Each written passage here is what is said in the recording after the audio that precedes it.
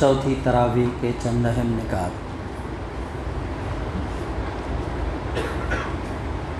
کل کے خلاصے میں کچھ آیتوں کا خلاصہ باقی رہ گیا تھا، پہلے اس کا مطالعہ کرتے ہیں۔ نبی صلی اللہ علیہ وآلہ وسلم کی ایک اہم صفت یہ بتائی گئی جس کا اتباع امت کے تمام رہبروں کو کرنا چاہیے کہ یہ اللہ کا فضل ہے کہ نبی صلی اللہ علیہ وآلہ وسلم لوگوں کے ساتھ نرمی سے پیش آنے والے ہیں۔ اگر سخت گیر ہوتے تو پھر یہ لوگ آپ کے گرد جمع نہیں ہو سکتے تھے۔ پھر فرمایا آپ ان سے معاملات میں مشورہ لیتے رہیے اور ان کی مغفرت کی دعا کیجیے۔ پھر مومنوں کو بتایا کہ ان کے اندر محمد صلی اللہ علیہ وآلہ وسلم کو بھیج کر ان پر بہت بڑا احسان کیا، اس لیے آزمائشوں اور کافروں سے مقابلہ کرنے سے مت گھبراؤ، کیونکہ اللہ آزمائشوں کے ذریعے پاک لوگوں کو ناپاک لوگوں سے الگ کر کے رہے گا۔ یوں تو اللہ تبارک تعالیٰ نے ہمارے لیے بے شمار نعمتیں اس دنیا میں مہیا کر رکھی ہیں، اور جس کا تذکرہ اللہ تبارک تعالیٰ نے یوں فرمایا کہ اگر ان نعمتوں کو شمار کرنا چاہو تو نہیں کر سکتے۔ وَإِن تَعُدُّوا نِعْمَتَ اللَّهِ لَا تُحْصُوهَا، گنا نہیں جا سکتا اللہ تبارک تعالیٰ کی نعمتوں کو، لیکن ان نعمتوں میں سب سے بڑی نعمت حضور نبی کریم صلی اللہ علیہ وآلہ وسلم ہے ہمارے لیے۔ ساری نعمتوں کو مہیا کرنے کے بعد اللہ تبارک تعالیٰ نے احسان نہیں جتلایا، یعنی جو کچھ کھانے پینے رہنے سہنے، سورج چاند ستارے زمین آسمان، یہ سب کچھ اللہ نے ہمارے لیے بنایا، لیکن ان چیزوں کو بنا کر اللہ تبارک تعالیٰ نے احسان نہیں جتلایا۔ لیکن پیارے آقا صلی اللہ علیہ وآلہ وسلم کو مبعوث فرمانے کے بعد اللہ تبارک تعالیٰ نے احسان جتلایا۔ تو آپ اندازہ لگائیں کہ یہ کتنی بڑی نعمت ہیں حضور نبی کریم صلی اللہ علیہ وآلہ وسلم ہمارے اور آپ کے لیے۔ اب ان کی صفات کا یہاں پر تذکرہ ہے۔ جب جس نعمت کو دینے کے بعد اللہ تبارک تعالیٰ نے احسان جتلا دیا اور پھر ان کی صفتوں کو بیان کیا، تو ان صفتوں کو، ان خوبیوں کو ہمیں اپنے اندر بھی لانے کی کوشش کرنی چاہیے یا نہیں کرنی چاہیے؟ آخر یہ اتنی بڑی نعمت ہوئی کیسے؟ کیا چیزیں تھیں پیارے آقا صلی اللہ علیہ وآلہ وسلم کے اندر کہ اللہ تبارک تعالیٰ نے اتنی بڑی کائنات بنانے کے بعد احسان نہیں جتلایا، بے شمار نعمتیں دینے کے بعد احسان نہیں جتلایا، لیکن پیارے آقا صلی اللہ علیہ وآلہ وسلم کو ہمارے لیے مبعوث فرمایا تو اس کو احسان جتلا دیا کہ ہم نے تمہارے پر احسان کیا کہ تم میں سے تمہارے لیے جو ہے ایک نبی بھیجا تمہاری ہدایت کے لیے۔ تو پیارے آقا صلی اللہ علیہ وآلہ وسلم کی صفت یہاں بتلائی کہ فَبِمَا رَحْمَةٍ مِّنَ اللَّهِ لِنْتَ لَهُمْ وَلَوْ كُنْتَ فَظًّا غَلِيظَ الْقَلْبِ لَانفَضُّوا مِنْ حَوْلِكَ فَاعْفُ عَنْهُمْ وَاسْتَغْفِرْ لَهُمْ وَشَاوِرْهُمْ فِي الْأَمْرِ۔ فرمایا کہ اللہ کا فضل ہے کہ نبی صلی اللہ علیہ وآلہ وسلم لوگوں کے ساتھ نرمی سے پیش آتے تھے۔ سب سے بڑی صفت حضور نبی کریم صلی اللہ علیہ وآلہ وسلم کی کیا تھی کہ وہ لوگوں کے ساتھ نرمی سے پیش آتے تھے، نرم رویہ اختیار کرتے تھے۔ اور اللہ تبارک تعالیٰ نے کہا کہ اگر وہ تندخو ہوتے، یعنی سخت دل ہوتے، بد مزاج ہوتے، جیسا کہ ہمارا مزاج ہے، اگر وہ اس طرح سے ہوتے تو یہ صحابہ کرام کی جماعت جو ہر وقت ان کے گرد موجود رہتی تھی، جمع رہتی تھی، وہ ان کے پاس جمع نہیں رہتی۔ کسی آدمی کی، کسی لیڈر کو کامیاب ہونے کے لیے، اس کی لیڈرشپ کو کامیاب ہونے کے لیے اس کے مددگاروں کا ایک جتھا اس کے قریب ہونا ضروری ہے۔ اگر لیڈر کے پاس لوگ نہ ہوں تو کوئی اپنا کام وہ انجام نہیں دے سکتا۔ اور وہ لوگ جمع کیسے رہیں گے؟ جو سب سے بڑی صفت ہے وہ یہ ہے کہ لیڈر نرم دل ہونا چاہیے، نرم مزاج ہونا چاہیے۔ اگر تندخو ہوگا، سخت مزاج ہوگا تو اس کے پاس جانے کے لیے کون تیار ہوگا؟ ارے لوگ اپنے والدین کے پاس، اگر والدین جو ہے سخت مزاج ہیں، سخت گیر ہیں، تو بچے اپنے والدین سے کترانے لگتے ہیں کہ یار کون جائے گا، ابھی کچ کچ کریں گے جانے کے بعد۔ ہوتا ہے یا نہیں ہوتا ہے؟ تو دوسروں کے پاس کون جائے گا؟ جب والدین سے لوگ کترانے لگتے ہیں، اگر والدین کا مزاج سخت ہو تو دوسروں کے پاس کون جمع ہوگا؟ تو ہمیں یہاں پر یہ بات ہی شروع اس بات سے ہو رہی ہے کہ نبی صلی اللہ علیہ وسلم کی ایک اہم صفت یہ بتائی گئی جس کا اتباع یعنی جس کی پیروی امت کے تمام رہبروں کے لیے ضروری ہے۔ ہم میں اور آپ میں سے اگر کوئی شخص کسی جماعت کا، کسی تنظیم کا یا کسی سیاسی پارٹی کا اگر وہ لیڈر ہے، رہبر ہے، تو اسے چاہیے کہ وہ اپنے اندر یہ صفتیں پیدا کرے۔ اگر اس کے اندر اپنے اندر اس نے یہ صفت پیدا کر لی تو وہ ایک کامیاب لیڈر بن سکتا ہے، وہ ایک کامیاب امیر بن سکتا ہے۔ یوں تو ہم میں ہر شخص کم از کم اپنے گھر کا رہبر تو ہے ہی، اپنے گھر کا لیڈر تو ہے ہی، اپنے گھر کا حاکم تو ہے ہی، تو اسے چاہیے کہ یہ صفتیں اپنے اندر پیدا کرے۔ اگر وہ اپنے اندر یہ صفت پیدا کر لے گا تو اس کے گھر کے لوگ، اس کے افراد، اس کے بچے، بھائی جو بھی ان سے چھوٹے ہوں گے وہ ان کی باتوں کو مانیں گے اور انہیں اپنا حاکم اور رہبر تسلیم کریں گے۔ اگر ایسا نہیں ہوگا تو پھر تھوڑے دن کے بعد بغاوت ہوگی، یعنی پھر وہ جماعتیں ٹوٹیں گی، تنظیمیں ٹوٹیں گی، ہمارا گھر بکھر جائے گا، جو جہاں جیسا ہوگا تتر بتر ہو جائے گا معاملہ، اگر لیڈر کے اندر یہ صفتیں نہیں پائی جائیں گی تو۔ اور حضور نبی کریم صلی اللہ علیہ وآلہ وسلم سے یہ کہا جا رہا ہے کہ آپ ان سے مشورہ لیتے رہیے۔ کس سے مشورہ لیتے رہیں؟ جو ان کے ماتحت ہیں، صحابہ کرام رضی اللہ عنہم اجمعین سے۔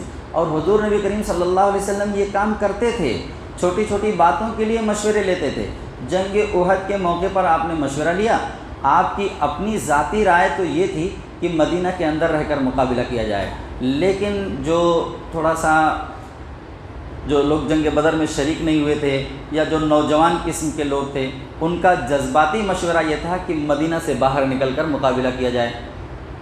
اپنی رائے یہ ہوتے ہوئے کہ مدینہ کے اندر رہ کر مقابلہ کیا جائے، جب یہ دیکھا کہ لوگوں کی رائے یہ ہے کہ مدینہ سے باہر نکل کر مقابلہ کیا جائے تو آپ باہر نکل کر مقابلہ کرنے کے لیے تیار ہو گئے۔ جبکہ جنگی حکمت عملی یہ کہہ رہی تھی کہ چونکہ ان کی تعداد بہت زیادہ ہے اور جو مدینہ کے لوگ ہیں ان کی تعداد کم ہے، تو اس صورتحال میں مدینہ سے نکل کر، شہر سے نکل کر باہر مقابلہ کرنا جنگی حکمت عملی کے خلاف تھا یہ، اور آپ اسی پر عمل کرنا چاہتے تھے۔ لیکن جب زیادہ تر لوگوں کی رائے آئی تو آپ نے فیصلہ کر لیا۔ یعنی ایسا نہیں ہے کہ اپنی رائے کو تھوپا لوگوں کے اوپر آپ نے، بلکہ لوگوں کی رائے کو اہمیت دی اور اس کو تسلیم کیا، اس کو مانا بھی اور نقصان بھی اٹھایا۔ 70 لوگ شہید ہو گئے، وجہ جو کچھ بھی بنی ہو۔ کل کے خلاصے میں یہ بات آئی تھی کہ وہ درے پر 50 لوگوں کو کھڑا کیا، وہاں سے وہ لوگ ہٹ گئے جس کی وجہ سے نقصان ہوا، 70 لوگ شہید ہوئے۔ لیکن اب وہ جو عبداللہ ابن ابی تھا وہ بہانہ اس بات کو بنایا کہ ہماری رائے یہ تھی کہ مدینہ کے اندر رہ کر مقابلہ کیا جائے، لیکن محمد صلی اللہ علیہ وسلم مدینہ سے باہر نکل گئے، اس لیے جو ہے ہم اپنے ساتھیوں کو لے کر چلے آئے وغیرہ وغیرہ۔ بہرحال نقصان ہوا، تو یہ نقصان کا ٹھیکرا حضور نبی کریم صلی اللہ علیہ وسلم نے اپنے ساتھیوں پر نہیں تھوپا۔ پوری سیرت کی کتاب کھنگال کر دیکھ ڈالیے، کہیں بھی اللہ کے رسول صلی اللہ علیہ وآلہ وسلم کی زبان مبارک سے یہ الفاظ نہیں ملتے کہ میری رائے پر عمل نہیں کیا گیا، میرے مشورے پر عمل نہیں کیا گیا جس کی وجہ سے یہ نقصان اٹھانا پڑا، نہیں ملتا۔ تو اگر مشورے سے کوئی بات طے ہو گئی، طے ہونے کے بعد اگر اس میں نقصان ہو گیا، خسارہ ہو گیا، کسی بھی وجہ سے کچھ بھی ہوا، تو وہ جن لوگوں کے مشورے آئے تھے ان پر الزام نہ رکھا جائے، کیونکہ پیارے آقا صلی اللہ علیہ وسلم کی سیرت سے یہ بات نہیں ملتی ہے ہمیں۔ دیکھیے نقصان ہوا، 70 لوگ شہید ہو گئے، 10% فوجی صحابہ کرام شہید ہو گئے، لیکن الزام مشورہ دینے والوں پر نہیں تھوپا آپ صلی اللہ علیہ وآلہ وسلم نے۔ مشورہ تو مشورہ ہے نا، اس میں ممکن ہے کہ غلطی ہو جائے انسان سے۔ اور ساتھ ہی یہ بات فرمائی اللہ تبارک تعالیٰ نے کہ آپ ان کے لیے دعا کرتے رہیں، یعنی لیڈر سے کہا جا رہا ہے کہ جو ان کے ماتحت ہیں ان کے لیے دعا کریں۔ حضور نبی کریم صلی اللہ علیہ وآلہ وسلم سے اللہ تبارک تعالیٰ کہہ رہے ہیں کہ ان سے مشورہ کیجیے اور ان کے لیے مغفرت کی دعا کیجیے۔ پیارے آقا صلی اللہ علیہ وآلہ وسلم کتنی دعائیں ہمارے لیے کرتے تھے۔ تو جو لیڈر ہو، جو رہبر ہو، جو امیر ہو، جو ذمہ دار ہو، اس کو چاہیے کہ وہ اپنے ماتحتوں کے لیے دعائیں کرے۔ جب کوئی شخص کسی کے لیے دعا کرتا ہے تو غیر محسوس طریقے سے اللہ تبارک تعالیٰ اس کے دل میں اس کے لیے محبت ڈال دیتے ہیں اور وہ شخص اس کو محسوس کرتا ہے۔ تو یہ کام جو ہے ہمیں اپنانا چاہیے۔ کم از کم اگر ہم کسی جماعت یا کسی تنظیم یا کسی سیاسی پارٹی کے لیڈر رہبر نہیں ہیں تو کم سے کم اپنے گھر کے تو بڑے ہیں.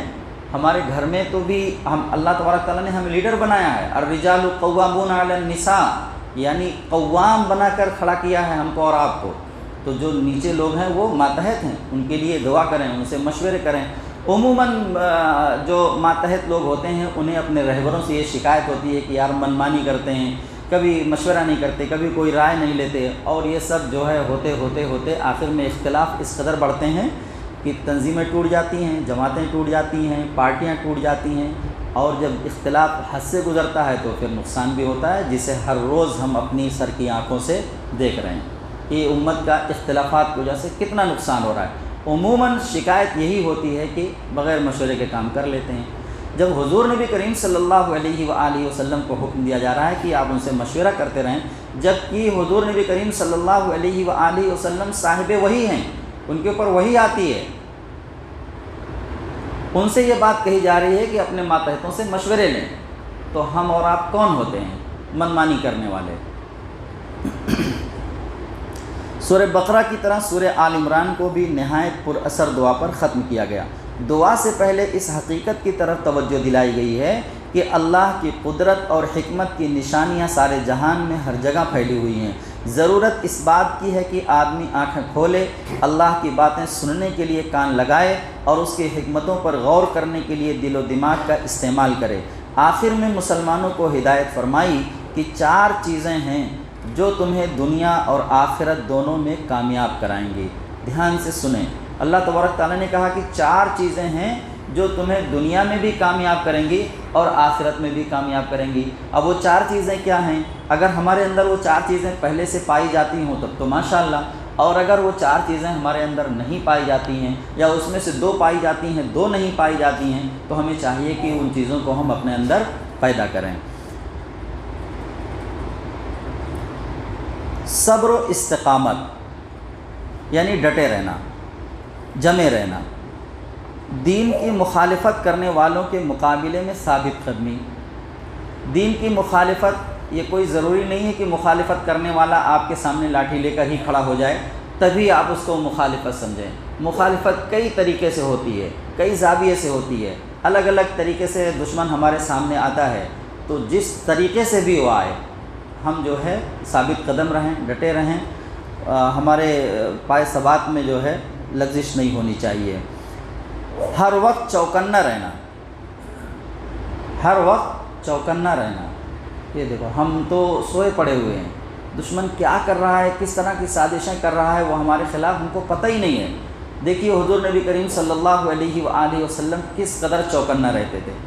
جنگ بدر میں مشرکین مکہ نے تیاری کی، اپنا ایک تجارتی قافلہ بھیجا کہ جو اس تجارتی قافلے سے جو منافع ہوگا وہ منافع جو ہے جنگ کے لیے استعمال کیا جائے گا، مدینے پر حملہ کیا جائے گا. حضور نبی کریم صلی اللہ علیہ وآلہ وسلم اس قدر چوکنا رہتے تھے کہ ابھی وہ قافلہ نکلا ہے اور آپ کو خبر لگ گئی ہے. یعنی آپ نے ایسا ماحول بنا رکھا ہے، خبر لگ گئی، قافلے کو روکنے کی کوشش کی گئی. اسی طرح سے بنو قریظہ کے لوگوں نے، یہودیوں نے سازشیں کی. پیارے آقا صلی اللہ علیہ وآلہ وسلم کو وقت سے پہلے ان کی سازشوں کی خبر لگ گئی. یعنی اللہ کے رسول صلی اللہ علیہ وسلم چوکنا رہتے تھے. غزوہ تبوک، 900 کلومیٹر دور، 900 کلومیٹر کے فاصلے پر وہ شام بادشاہ جو ہے، رومی بادشاہ تیاری کر رہا ہے مدینے پر حملے کی، اور حضور نبی کریم صلی اللہ علیہ وسلم کو خبر لگ جاتی ہے کہ روم کا بادشاہ مدینے پر چڑھائی کی تیاری کر رہا ہے. وہ تو ابھی تیاری کر رہا ہے، ادھر سے فوج لے کر آپ صلی اللہ علیہ وسلم وہاں پہنچ جاتے ہیں. کیا سوئے ہوئے تھے؟ چوکنے تھے نا. 900 کلو، جب تو نہ فون، نہ موبائل، نہ کچھ، کوئی ٹیکنالوجی نہیں. اس کے بعد بھی آپ صلی اللہ علیہ وسلم کو 900 کلومیٹر کے فاصلے پر کیا ہو رہا ہے یہاں خبر ہو رہی ہے. تو اس قدر چوکنا رہتے تھے. ہم کس قدر غافل ہیں، اپنے اطراف کی باتوں سے ہمیں واقفیت نہیں ہے.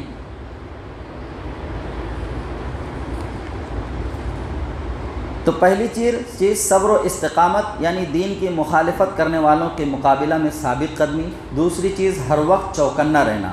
نمبر 3 دین کی حفاظت کرنا۔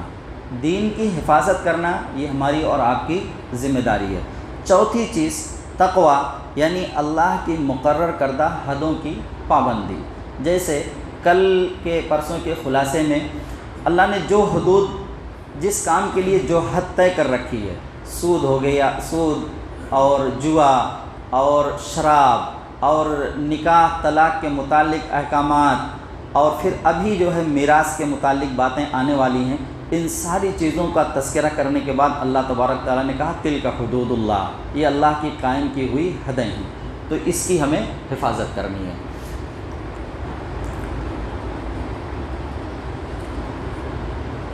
یہ جو باتیں آئیں یہ کل کا جو بقیہ رہ گیا تھا اس کا خلاصہ تھا۔ اب یہاں سے شروع ہوتا ہے جو ہم نے آج کی تراویح میں جو ہم نے سنا ہے۔ چوتھے پارے کے 3 پاؤں سے، یعنی سورہ نساء یہاں سے شروع ہوتی ہے اور 5واں پارہ مکمل ہوتا ہے۔ سب سے پہلے اللہ سے ڈرتے رہنے کی ہدایت کی، جس نے سب کو ایک ہی جان سے پیدا کیا۔ تمام مرد اور عورتیں ایک ہی آدم و حوا کی اولاد ہیں، اسی وجہ سے خدا اور رحم یعنی خون کا رشتہ سب کے درمیان مشترک ہے۔ انہی 2 بنیادوں پر اسلامی معاشرہ کی عمارت قائم ہے۔ یتیموں کے حقوق ادا کرنے کی تاکید کی، اس معاملہ میں کسی قسم کی ہیر پھیر اور رد و بدل کو سختی سے منع کیا گیا۔ اس موقع پر یتیموں کے حقوق کے تحفظ کے نقطہ نظر سے ان کی ماؤں سے نکاح کی اجازت دی۔ عربوں میں بیویوں کی تعداد پر کوئی پابندی نہیں تھی، اس موقع پر 4 تک تعداد کو محدود کر دیا گیا۔ بیویوں کی 4 تک تعداد کو محدود کر دیا گیا۔ اب یہاں پر جو ہے نا دشمنان اسلام پروپیگنڈا کرتے ہیں، ایک سے زائد بیویوں کو لے کر طرح طرح کی باتیں جو ہے معاشرے میں کی جاتی ہیں۔ یہ اس وقت پابندی لگائی گئی تھی جب عورتوں کی حیثیت بکری اور بھیڑ کے جو وہ کیا کہتے ہیں جہاں پر ان کو رکھا جاتا ہے، کیا کہتے ہیں اسے، باڑہ کہتے ہیں نہیں، ہاں، تو عورتیں ایسے بکریوں اور بھیڑوں کے جیسے باڑے بنے ہوئے رہتے تھے، اس میں وہ رہا کرتی تھی، یعنی کوئی تعداد ہی مقرر نہیں تھی۔ ایک آدمی کے پاس 10 15 20 عورتیں رہتی تھیں، 50 عورتیں ایک مرد جو ہے رکھے رہتا تھا۔ تو ایسے میں 4 بیویوں کی تعداد مقرر کر دینا یہ اچھی بات ہے، یا وہ آزاد رکھنا 50 عورتیں ایک مرد رکھے ہوئے ہیں اور بھیڑ بکریوں کے جیسا باڑوں میں انہوں نے وہ جو ہے پال رکھا ہے، اس نے اچھا کیا ہے بتائیں؟ کہ بھائی ایک مرد 4 بیویوں سے 4 عورتوں سے زیادہ نہیں رکھ سکتا، یہ 50 عورتوں کو جو ہے وہ لا لیا اور بھیڑ بکریوں کے جیسا باڑے بنا کر اس کے اندر ڈال دیا۔ تو لوگ جو ہے اس کو غلط طریقے سے اس کا پروپیگنڈا کرتے ہیں۔ آپ لوگ اس کو جانیں اور انہیں بتلائیں کہ بھائی یہ پابندی اس وقت لگائی جا رہی ہے جب عورتیں بھیڑ بکریوں کی طرح سے رکھی جاتی تھیں، ایک مرد 50 10 15 عورتیں جو ہے لا کر وہ رکھے رہتا تھا۔ تاریخ کی کتابوں میں لکھا ہے کہ وہ ان کے کھانے پینے تک کا نظم نہیں کرتا تھا۔ وہ ایسے میں پابندی لگائی جا رہی کہ 4 سے زیادہ کوئی مرد نکاح نہیں کر سکتا۔ تو یہ تو تعریف کی بات ہے، آج جو ہے اس کو الٹے نظریے سے دیکھا جا رہا ہے۔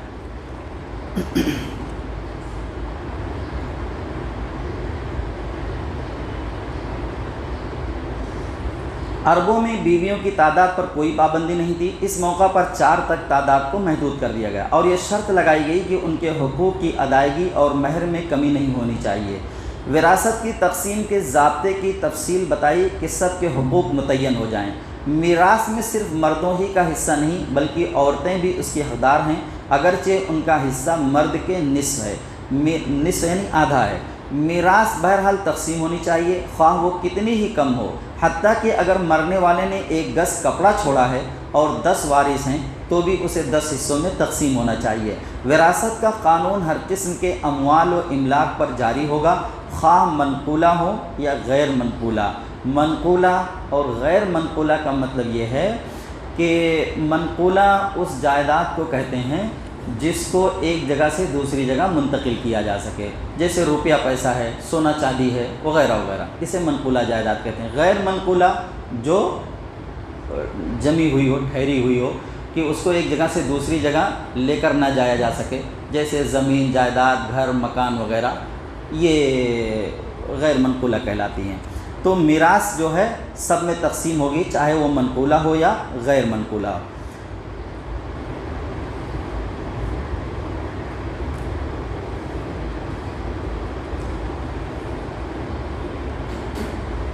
قریب تر رشتہ دار کی موجودگی میں بعید تر رشتہ دار میراث نہ پائے گا۔ وراثت میں ہر ایک کا حصہ متعین کر دینے کے بعد بتایا گیا کہ یہ تقسیم اللہ کے کامل علم کی بنیاد پر ہے۔ تمہیں نہیں معلوم کہ کون کتنا قریب ہے اور کون کتنا دور۔ نیز یہ احکامات اللہ کی طرف سے فرض قرار دیے گئے ہیں، یہ اللہ کی حدود ہیں، جو ان پر عمل کرے گا اور سب کو حق شرعی کے مطابق دے گا، اللہ تعالیٰ اسے اپنی بیش بہا جنت میں داخل فرمائے گا اور اس میں وہ ہمیشہ رہے گا۔ یہ بڑی کامیابی ہے۔ اور جو اللہ کے احکامات کی خلاف ورزی کر کے وراثت سے محروم کرے گا، دوسروں کا مال ناجائز طریقے سے کھائے گا، گویا ان حدود کو توڑے گا، تو اللہ اسے آگ میں ڈالے گا جس میں وہ ہمیشہ رہے گا۔ اب دیکھیے وہاں پر طلاق اور نکاح وغیرہ کے احکامات بیان کرتے ہوئے اللہ تبارک تعالیٰ نے بار بار تلک حدود اللہ کی بات کہی کہ اللہ کی قائم کردہ حدیں ہیں۔ میراث کی آیتوں کے بعد، یعنی جس میں وراثت تقسیم کرنے کا تذکرہ ہے، جیسے ہی یہ آیتیں ختم ہوتی ہیں فوراً بات شروع ہوتی ہے تلک حدود اللہ، وَمَن يُطِعِ اللَّهَ وَرَسُولَهُ يُدْخِلْهُ جَنَّاتٍ تَجْرِي مِن تَحْتِهَا الْأَنْهَارُ، یعنی جو بندہ اللہ کی ان حدود کی پاسداری کرے گا، اللہ تبارک تعالیٰ اس کو ہمیشہ کی جنت میں داخل فرما دیں گے۔ اگلی آیت ہے وَمَن يَعْصِ اللَّهَ وَرَسُولَهُ وَيَتَعَدَّ حُدُودَهُ يُدْخِلْهُ نَارًا، یعنی جو شخص اللہ کی ان قائم کی ہوئی حدوں کی پاسداری نہیں کرے گا، اللہ تبارک تعالیٰ اس کو ہمیشہ کی جہنم میں داخل کر دیں گے، جس میں وہ ہمیشہ رہے گا۔ تو یہ اللہ تبارک تعالیٰ کے یہ سرحدیں ہیں، اس کو نہ توڑا جائے۔ جو شخص اس کی خلاف ورزی کرے گا وہ بھگتے گا۔ دنیا کے تھوڑے سے فائدے کے لیے ہم ہمیشہ کی جنت سے اپنے آپ کو محروم نہ کریں، جہنم نہ خریدیں۔ یہ دنیا کی جائیداد، دنیا کی پراپرٹی یا روپیہ پیسہ کتنے دن استعمال کرے گا آدمی؟ بعض مرتبہ تو ایسا ہوتا ہے کہ چیزیں ہوتی ہیں اور اللہ تبارک تعالیٰ نے کسی ایسی بیماری میں مبتلا کر دیا ہے، ایسی پریشانی میں مبتلا کر دیا ہے کہ وہ خود کھا نہیں سکتے۔ تو اللہ جب اتنا ناراض ہو رہا ہے ان چیزوں سے، اگر کسی کی وراثت کو تقسیم نہ کر کے اس کو اگر ہڑپ لیا ہے، ٹھیک ہے، گننے کے لیے تو ہم نے روپیہ پیسہ جمع کر لیا، لیکن صحت خراب ہو گئی، اب اسے ہم اپنے استعمال میں بھی نہیں لا سکتے۔ ارے نپا تلا پانی پینے کے لیے مل رہا ہے لوگوں کو کہ 1 لیٹر سے زیادہ 24 گھنٹے میں پانی نہیں پی سکتے۔ ایسی دنیا، ایسی لذت کے پیچھے کیوں ہم اپنی آخرت کو خراب کر رہے ہیں کہ جسے ہم خود استعمال نہیں کر سکتے؟ تو اللہ سے ہمیشہ عافیت کی دعا کرتے رہیں، اور جن چیزوں میں اللہ نے اپنی حدیں مقرر کر رکھی ہیں اس کا ہمیشہ پاس و لحاظ رکھیں، ان حدوں کو نہ توڑیں۔ دنیا کے تھوڑے سے فائدے کے لیے چلیے مان لیتے ہیں آپ بہت صحت مند ہیں، تندرست ہیں، تو کتنے سال فائدہ اٹھائیں گے؟ 40 سال، 50 60 60 سال، 70 سال، اس کے بعد تو مر ہی جانا ہے۔ مرنے کے بعد پھر کیا ہوگا؟ تو پھر تو جہنم یا جنت دونوں ہی چیزیں ہیں۔ اگر اللہ کے حدود کی پاسداری ہم نے کی ہوگی تو جنت ملے گی، توڑا ہوگا تو پھر ہمیشہ کی جہنم ملے گی۔ دنیا کی پریشانی اور عذاب سے اگر بچ بھی گئے تو وہاں تو نہیں بچنے والے ہیں نا۔ وراثت میں ہر ایک کا حصہ متعین کر دینے کے بعد بتایا گیا کہ یہ تقسیم اللہ تعالیٰ کے کامل علم کی بنیاد پر ہے۔ تمہیں نہیں معلوم کہ کون کتنا قریب ہے۔ یہ احکامات اس لیے ہیں کہ کوئی طاقتور فریق کمزور کو اس کے حق سے محروم نہ کر سکے اور آپس میں ظلم و حق تلفی کے جھگڑوں کو روکا جا سکے۔ اس بات کا اعلان کہ عورت مال وراثت نہیں ہے۔ عربوں میں دستور تھا کہ سوتیلی ماں بیٹے کو ورثہ میں مل جاتی تھی، اس سے منع کیا اور یہ بھی بتایا کہ عورتوں کو دیا ہوا مال ان سے واپس لینے کے لیے تنگ نہ کرو۔ پھر ان عورتوں کی تفصیل جن کے ساتھ نکاح ناجائز ہے وہ یہ ہیں: مائیں، نانی، دادی، خاص سگی ہوں یا سوتیلی، بیٹیاں، پوتی، پڑپوتی، نواسی، سگی ہو یا سوتیلی، بہنیں خواہ سگی ہوں یا ماں شریک بہن ہو یا باپ شریک بہن، تینوں اس حکم میں یکساں ہیں۔ پھوپھیاں، خالائیں، بھتیجیاں، بھانجیاں، سگے ہوں یا سوتیلے، رضائی مائیں یعنی جن ماؤں کا دودھ پیا ہو، دودھ شریک بہن۔ اس امر پر امت کا اتفاق ہے کہ ایک لڑکے یا لڑکی نے جس عورت کا دودھ پیا ہو اس کے لیے وہ عورت ماں کے حکم میں ہے، اس کا شوہر باپ کے حکم میں ہے، اور وہ تمام رشتے جو حقیقی ماں اور باپ کے تعلق سے حرام ہوتے ہیں رضائی ماں باپ کے تعلق سے بھی حرام ہو جاتے ہیں۔ نبی کریم صلی اللہ علیہ وآلہ وسلم کا ارشاد ہے کہ دودھ پینے سے وہ تمام رشتے حرام ہو جاتے ہیں جو حقیقی رشتوں میں حرام ہیں۔ ساس بھی حرام ہے۔ سوتیلی بیٹی جس کی ماں کی خلوت ہوئی ہو، اگر نہ ہوئی ہو تو حرام نہیں۔ اس سگی بہویں، پوتے اور نواسوں کی بیویاں حرام ہیں، البتہ لے پالک بیٹی کی بیوی سے مطلقہ یا بیوہ ہو تو حرام نہیں۔ دو سگی بہنوں کا ایک وقت میں ایک شخص کے نکاح میں جمع کرنا بھی حرام ہے۔ بیک وقت بیوی یا اس کی خالہ، پھوپھی، بھتیجی، بھانجی کو ایک ساتھ نکاح میں جمع کرنا حرام ہے۔ اس بارے میں وصول یہ ہے کہ ایسی دو عورتوں کو ایک شخص کے نکاح میں جمع کرنا حرام ہے جن میں سے کوئی ایک اگر مرد ہوتی تو اس کا نکاح دوسرے سے حرام ہوتا۔ وہ عورتیں بھی حرام ہیں جو کسی دوسرے کے نکاح میں ہوں، البتہ ایسی عورتیں اس سے مستثنیٰ ہیں جو جنگ میں باندی بن کر آئیں۔ ان عورتوں کے ماں سوا تمام عورتیں تمہارے لیے حلال ہیں بشرطے کہ تم ان کے مہر ٹھیک ٹھیک ادا کرو۔ نکاح کا مقصد عصمت و عزت کی حفاظت ہو، نہ کہ محض شہوت رانی۔ نکاح کی شرائط کا بیان اس لیے ہے تاکہ معاشرہ بدکاری، بے حیائی اور ظلم و زیادتی سے پاک رہے۔ یہ بھی واضح کیا کہ اصلاح و ہدایت اور معاشرے کے استحکام و پاکیزگی کے ان احکامات میں اللہ نے وہ سہولت بھی ملحوظ رکھی ہے جو لوگوں کی طبعی کمزوری کے پیش نظر ضروری تھی۔ اس لیے خبردار، نفس پرستوں کے بہکانے میں نہ آ جانا، وہ تمہیں پاکیزگی کے راستے سے ہٹا کر نفس پرستی کے اندھیروں میں بھٹکا دینا چاہتے ہیں۔ فرمایا شریعت میں عورت اور مرد دونوں کے لیے جو حدود اور حقوق متعین کر دیے گئے ہیں سب کو ان کے اندر رہنا چاہیے۔ ہر ایک اپنی اپنی حد کے اندر کی ہوئی ہر محنت کا اجر اللہ کے یہاں پائے گا۔ خاندان اور معاشرے میں سربراہی اور قوامیت کا مقام مرد کو دیا گیا کیونکہ اپنی پیدائشی صفات اور خاندان کی کفالت کا ذمہ دار ہونے کی وجہ سے وہی اس کے لیے موضوع ہے۔ نیک بیویاں اس کا احترام کریں اور جن عورتوں سے سرکشی کا اندیشہ ہو تو اس کے شوہر انہیں نصیحت کریں۔ اگر ضرورت محسوس ہو تو مناسب تنبیہ بھی کی جا سکتی ہے، اور اختلافات بڑھ جائیں تو ایسی صورت میں شوہر اور بیوی دونوں کے خاندانوں میں سے ایک پنچ مقرر کیا جائے جو حالات کی اصلاح کی کوشش کریں۔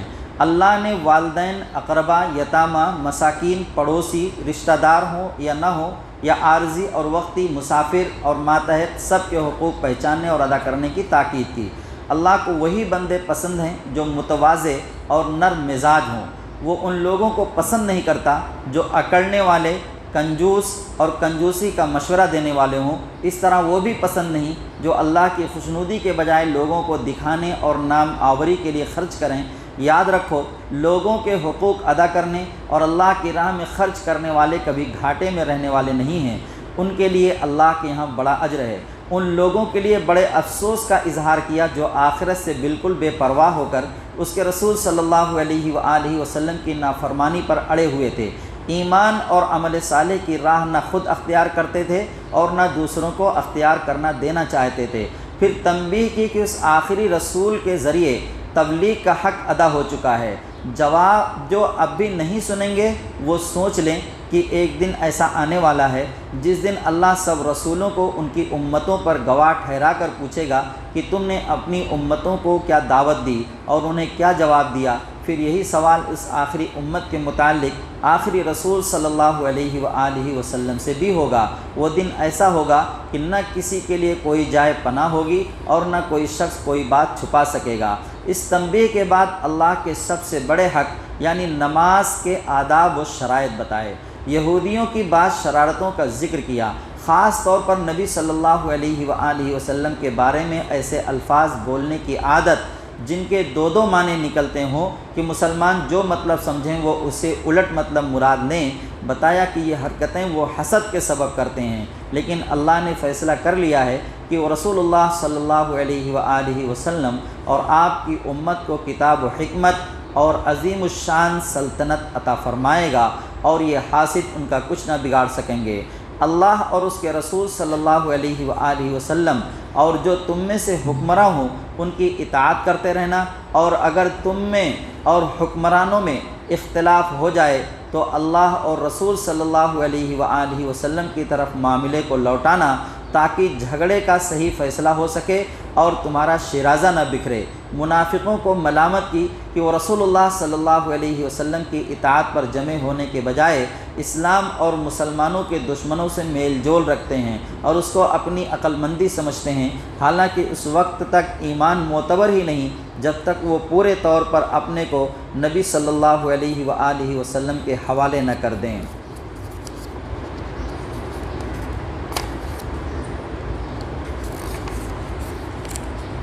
اور ہر معاملہ میں ان کی اطاعت کرنے لگیں۔ مسلمانوں کو اپنی مدافعت اور دارالکفر میں گھرے ہوئے مظلوم مسلمانوں کی آزادی کے لیے جہاد کی تاکید کی، اور ان کو ملامت کی جو جہاد سے جی چراتے ہیں، مسلمانوں کی ہمتیں پست کرتے ہیں اور جہاد کے فائدوں میں تو حصہ دار بنتے ہیں مگر کوئی خطرہ مول لینے کو تیار نہیں ہے۔ آج لفظ جہاد جو ہے نا یہ بالکل گالی بن چکا ہے، نہ کوئی شخص سننا چاہتا ہے اور نہ کوئی شخص بولنا چاہتا ہے۔ مسلمان تو سن کر گھبرا جاتے ہیں، ایسا لگتا ہے اس لفظ کو سننا ہی نہیں چاہتے، جبکہ یہی لفظ ہے جو ہمیں عزت دے سکتا ہے، یہ سمجھ لیں۔ یہ کہتے ہوئے تو بڑا اچھا لگتا ہے کہ لڑائی جھگڑا اچھی بات نہیں ہے، اور جہاں ہوتا ہے بربادی ہوتی ہے، یقیناً ہوتی ہے، لڑائی جھگڑا اچھی بات نہیں ہے، لیکن اپنے دفاع کے لیے تو آدمی کو ہر کام کرنے کی اجازت دی ہے شریعت نے۔ آدمی اپنے دفاع کے لیے، اپنے بچاؤ کے لیے کچھ بھی کر سکتا ہے۔ یہ جو آج جو ممالک لڑ رہے ہیں وہ ظالم، ابھی کل لبنان میں بمباری کیا ہے، 12 لوگ شہید ہو گئے ہیں، 24 لوگ زخمی ہیں، تو وہ بہانہ کیا بناتا ہے؟ اپنا دفاع، یعنی وہ وہاں پر تیاری ہو رہی تھی، وہاں پر فلاں تنظیم اور جماعت کے لوگ موجود تھے وغیرہ وغیرہ، اس طرح کی باتیں بہانے بنا کر جو ہے وہ حملے کر دیتا ہے اپنے دفاع کے حساب سے۔ پروپیگنڈا یہی کرتا ہے، لیکن حقیقت میں یہ ہے کہ وہ ظلم کرتا ہے۔ تو بہرحال ایک مقالہ جو ہے پچھلے دنوں پڑھا، اس میں یہ بات لکھی ہوئی ہے وضاحت کے ساتھ کہ کچھ ممالک ایسے ہیں جو برسہ برس سے حالت جنگ میں ہیں، لیکن دن بدن وہ ترقی ہی کرتے جا رہے ہیں۔ خود موجودہ اسرائیل جب سے وجود میں آیا ہے تب سے حالت جنگ میں، اور سب سے ترقی یافتہ ملکوں کی فہرست میں جو ہے وہ شامل ہے۔ اور مسلمان جب تک اس لفظ جہاد کو تھامے رہے، پکڑے رہے، تب تک مسلمان بھی عروج پر تھے، ترقی پر ہی تھے ان کے قدم۔ لیکن جیسے ہی غیروں کے پروپیگنڈے کو مسلمانوں پر اثر انداز ہوا، لوگ اس سے دور ہوتے گئے اور زوال پذیر ہوتے چلے گئے۔ اللہ تبارک تعالیٰ نے تو جہاد کو زندگی کہا ہے، زندگی۔ اگر اس کو اپنائے رہو گے تو زندگی رہے گی، زندہ رہو گے، چھوڑ دو گے تو موت آ جائے گی۔ مسلمانوں کو اپنی مدافعت اور دارالکفر میں گھرے ہوئے مظلوم مسلمانوں کی آزادی کے لیے جہاد کی تاکید کی، اور ان کو ملامت کی کہ جو جہاد سے جی چراتے ہیں، مسلمانوں کی ہمتیں پست کرتے ہیں اور جہاد کے فائدوں میں تو حصہ دار بنتے ہیں مگر کوئی خطرہ مول لینے کو تیار نہیں ہے۔ لیکن ایسا نہیں ہے کہ کوئی شخص اٹھے اور کہیں بھی جو ہے کچھ بھی کرنے لگ جائے، جہاد اس کو نہیں کہتے ہیں، اس کے کچھ اصول و ضوابط ہیں، قاعدے ہیں، اور جب وہ شرطیں پائی جائیں گی تبھی جو ہے اس کے لیے ہم قدم بڑھا سکتے ہیں۔ اس کے لیے آزادی نہیں دی گئی۔ منافقوں کی اس حالت پر بھی ملامت کی کہ جب جہاد کا حکم نہیں تھا تو بڑھ چڑھ کر جہاد کا مطالبہ کرتے تھے، مگر جب حکم آ گیا تو اسلام کے دشمنوں سے ایسا ڈرتے ہیں جیسے اللہ سے ڈرنا چاہیے، حالانکہ موت سے کوئی بھی نہیں بچ سکتا۔ اسی طرح اس بات کو بھی ناپسند کیا کہ فائدہ پہنچ جائے تو اسے اللہ کا کرم قرار دیا جائے، مگر نقصان پہنچ جائے تو اسے رسول اللہ صلی اللہ علیہ وآلہ وسلم اور مومنوں کی بے تدبیری قرار دیا جائے۔ جنگ احد کے موقع پر منافقوں نے ایسی ہی باتیں کی تھیں۔ حالانکہ خیر و شر سب اللہ کی طرف سے ہے، ہاں شر کا بڑا حصہ اہل نفاق کے اعمال کا نتیجہ ہوتا ہے۔ آخر میں نبی اکرم صلی اللہ علیہ وسلم کو تسلی دی کہ جو تمہاری اطاعت کرنے والے ہیں وہی اللہ کی اطاعت کرنے والے قرار پائیں گے، اور جو تمہاری اطاعت سے گریز کریں ان کا معاملہ اللہ کے حوالے کر دو، تم پر ان کی ذمہ داری نہیں ہے۔ اس موقع پر منافقین کی اس شرارت کا بھی ذکر کیا کہ اگر ان کو خطرہ کی کوئی خبر پہنچتی ہے تو سنسنی پیدا کرنے کے لیے اس کو فوراً پھیلا دیتے ہیں، حالانکہ صحیح طریقہ یہ ہے کہ اس کو رسول اللہ صلی اللہ علیہ وآلہ وسلم یا ذمہ دار لوگوں تک پہنچایا جائے تاکہ وہ غور و فکر کر کے اس کے تدارک کا سامان کر سکیں۔ اس بات کا ہر لحاظ سے ہم مسلمانوں کو بھی خیال کرنا چاہیے کہ جس سے سماج کے اندر، معاشرے کے اندر بد امنی پھیلنے کا اندیشہ ہو، ایسی خبر کو آگے فارورڈ نہ کیا جائے، لوگوں تک نہ پہنچائی جائے، بلکہ جو ہمارے معاشرے، ہمارے سماج کے جو ذمہ دار قسم کے لوگ ہیں ان لوگوں تک یہ خبر پہنچائی جائے۔ یہ حکم ہر وقت کے لیے ہے، ایسا نہیں ہے کہ تبھی کے لیے تھا۔ جہاد کے لیے ہر وقت تیار رہنے کا حکم دیا گیا اور خطرہ کی حالت میں نماز پڑھنے کا طریقہ بتایا گیا۔ ان مسلمانوں کی نماز کسی بھی صورت میں چھوڑنے کی گنجائش نہیں ہے، حالت جنگ میں بھی نماز پڑھنی ہے اور اس کا طریقہ بھی ہمیں قرآن نے بتلایا ہے۔ کسی اور موقع پر میں اس کا تذکرہ کروں گا، وقت زیادہ ہو رہا ہے۔ مسلمانوں کو تنبیہ کی گئی کہ جو کھلے ہوئے منافقین کے معاملہ میں بھی مداہنت برتتے تھے، یہاں تک کہ بعض اوقات منافقین کی حمایت کرنے لگ جاتے تھے، فرمایا پیغمبر علیہ الصلاۃ والسلام اور اسلام کے خلاف منافقین کی سرگوشیاں اور اسلام کی راہ چھوڑ کر دوسری راہ اختیار کرنا کوئی معمولی جرم نہیں ہے، یہ چیز فطرت کے لحاظ سے شرک ہے اور شرک اللہ تعالیٰ کبھی معاف نہیں کرے گا۔ اللہ کے یہاں جھوٹی آرزوئیں کام آنے والی نہیں ہیں، بلکہ ایمان اور عمل صالح کام آنے والا ہے۔ آخر میں سختی سے آگاہ کیا کہ منافقت اتنا بڑا جرم ہے کہ منافقین اور کفار دونوں کا ٹھکانہ جہنم ہے۔ چوتھی تراویح کا بیان ختم ہوا۔ اللہ تعالی ہم سب کو قرآن پڑھنے، اس کو سمجھنے اور اس پر عمل کرنے کی توفیق عطا فرمائے۔ ربنا تقبل منا انک انت السمیع العلیم وتب علینا انک انت التواب الرحیم۔ صلی اللہ تعالی علی خیر خلقہ محمد وعلی آلہ واصحابہ اجمعین برحمتک یا ارحم الراحمین۔